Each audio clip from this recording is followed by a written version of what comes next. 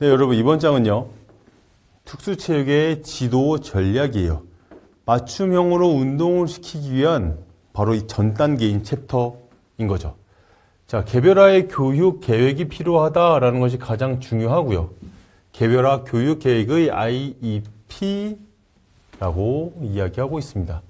개별화 교육의 계획은 무엇인가? 말 그대로 상황에 맞춰서 개별적으로 학습을 할 수 있는, 학습을 시킬 수 있는 계획이 따로따로 존재하여야 된다라는 것을 의미하고 있다는 거죠. 특별한 요구를 가지고 있는 장애 학생의 개개인의 학습 능력에 맞춰서 조정된 교육 내역을 지도하는 과정이라고 한다. 이를 반영한 프로그램의 과정 문서를 개별화 교육 계획이라고 한다라는 거죠. 자, 개별화 교육 계획 및 지도 전략 18년과 2020년도에 나온 출제된 문제이고요. 또래 교수법, 팀티칭, 스테이션, 활동 변형과 촉구, 협동학습, 역주류화 수업이 나눠져 있습니다. 자, 또래 교수법은 동급생, 같은 연령의 학생을 보조 교사로 활용하는 동급생 또래 교수법이 있고요. 또는 나이가 많은 학생을 보조 교사로 사용하는 상급생 또래 교수, 또는 양방이나 상호 또래 교수법은 장애 학생과 비장애 학생을 짝꿍이 되어 역할을 변경하는 유형, 일방 또래 교수법은 학습 전 보조 교사로 선택된 학생이 지도를 하는 것이고요. 전 학급 또래 교수는 전 학급 학생들을 소규모 집단으로 구성해서 상호 피드백을 주는 것이다. 팀티칭은 2명 이상 지도자가 협력하여 지도해야 된다. 스테이션은 하나의 스테이션을 만들어 놓고 이것들을 순환해 가면서 수업을 하는 전략법, 활동 변형과 촉구, 개인의 특성에 맞춰서 학습 과제를 변형시켜서 학습할 수 있도록 만들어주는 것이고요. 협동학습, 학생들끼리 서로 돕게끔 하는 소집단으로 공부하는 수업의 형태, 역주류화 수업은 일반 학생이 장애인 학생들에게 수업을 참여하는 형태라는 것을 이야기하고 있다.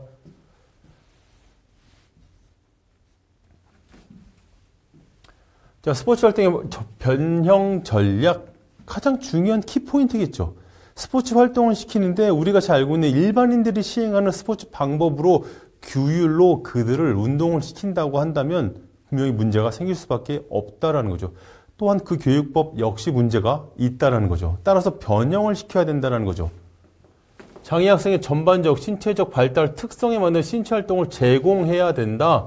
따라서 환경적인 요소를 변형시키는 것, 환경적인 변형, 공간의 효과적인 스포츠 활동을 위해서 접근성, 안정성, 흥미성, 효율성을 고려해야 된다. 또한 용기구를 변형시킬 수 있어야 된다.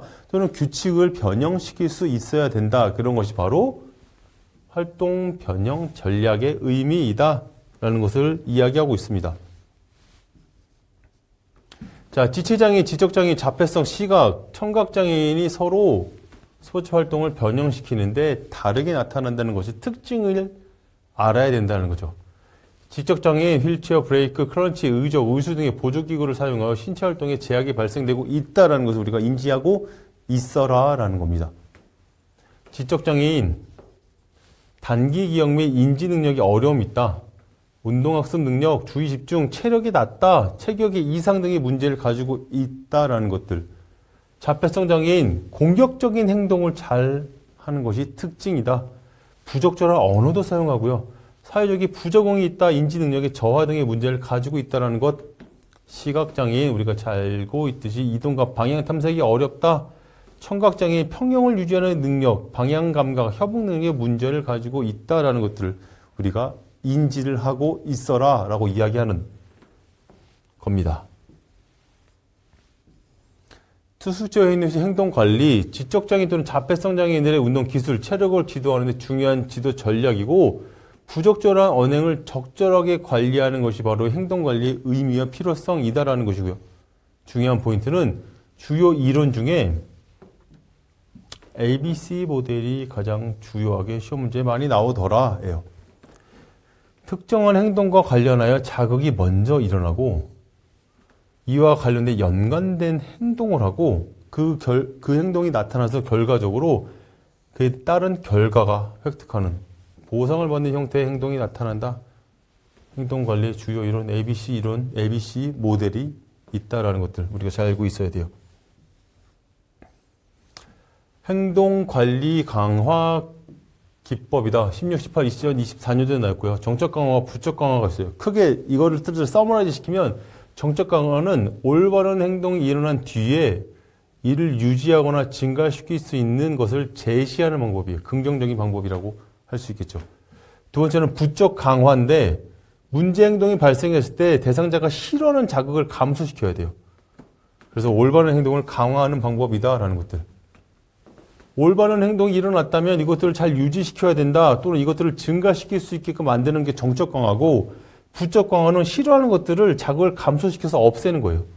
아예 없앨 수 없다면 점점점 줄여나가야 된다는 것들이 바로 이 부적 강화 방법이다. 행동 강화 기법이다라는 것이 주요 포인트이다. 토큰 경제나 프리메 원리나 칭찬, 촉진, 과잉 교정, 소고, 벌 이런 것들을 한 번씩 참고하고 읽어보시길 바라겠습니다. 자, 이게 중요한데요. 특징을 설명하고 있는 거예요. 그리고 어떻게 운동을 시켜야 되는지 권고를 하고 있다는 거죠.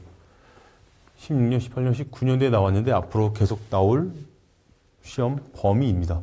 그리고 따라서 뒷장, 그 뒷장, 마지막 챕터 6까지 이것들을 베이스 기반으로 계속해서 지도 전략이 나오고 있다는 것을 의미합니다.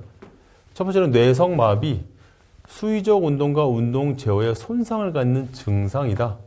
훈련 전에 ROM, 관절가동 범위를 잘 알아야 된다. 근육의 장력은 얼마나 되는지, 이 사람의 신체적 특징은 어떤 특징을 가지고 있는지 파악하는 것이 굉장히 중요하고 그것들을 평가해 나가야 된다라는 거죠.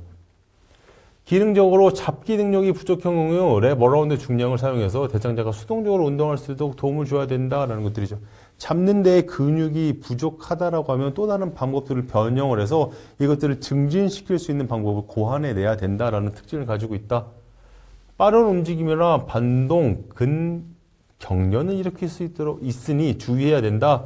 운동에 비해 산소를 많이 사용하기 때문에 피로감을 빨리 든다라는 거죠. 이 근육을 효율적으로 사용하여 운동을 수행할 수 없게 되니 과대한 운동 동작들이 발생된다. 그러므로 인해서 근육을 사용하였으니 산소 소비량이 높아지니 그에 반응하는 젖산이라는 피로물질들도 많이 쌓이게 된다. 그러므로 인해서 쉽게 피로를 느끼더라 라는 것들을 의미하고 있어요. 외상성 뇌 손상, 주요 원인은 교통사고같이 교통사고로 많이 일어나는 증상이다. 협응력 손상, 움직임 손상, 규칙적인 근육의 비규칙적인 움직임, 인지손상, 행동의 문제 등이 일어난다라는 것들을 의미하고요. 척수장애, 척수라는 것은 중추신경이 CNS죠. 중추신경, 센트럴 너버스 시스템이라고 해서 중추신경이고, 센트럴 너버스 시스템은 뇌와 척수를 의미하고 있고요. 우리가 알고 있는 척추는 척수를 감싸고 있는 뼈죠. 그렇죠. 이게 척추죠. 다시 말해서 척수장애, 척수 외상에 기인한 것으로 척수 조직의 손상에 대해 나타나는 증상이다라는 것이고요. 훈련 전에 당연히 관절가동 범위나 근력, 근장력, 평형사, 유산소 능력에 대해 반드시 평가해야 된다라는 것들. 장시간 운동에 앞서 기립성, 저혈압, 병력 등을 확인해야 되고, 사지마비인 경우, 척수장애가 사지마비인 경우 유산소 운동에 앞서 휠체어, 롤러 또는 암, 크래킹으로 준비 운동을 실시해야 된다는 것이고, 주의해야 될 점은 휠체어를 앞으로 기울인 자세를 지향해야 된다. 넘어질 수 있다는 거죠. 회백수염, 위나 내장 바이러스가 혈류로 침투해서 다시 뇌로 가는, 그리고 전각세포에 영향을 줘서 영구적 마비가 오는 증상이다 라는 것들이죠. 절단장애, 신체 부위 중 하나의 이상 또는 사지의 전체가 없는 증상을 절단장애라고 평가한다. 시각장애, 안구, 시신경 또는 대뇌 중추시각기관들이 손상되어 나타나는 증상들이다 라는 것들이에요. 자, 이것들에 대해서 훈련 시 고려 상황들을 이야기해 봤는데, 이것들은 뒷장 그리고 5장, 6장에서 더 자세하게 다뤄보도록 하겠습니다. 자, 이번 장은 여기서 마무리하도록 하겠습니다. 수고 많으셨습니다.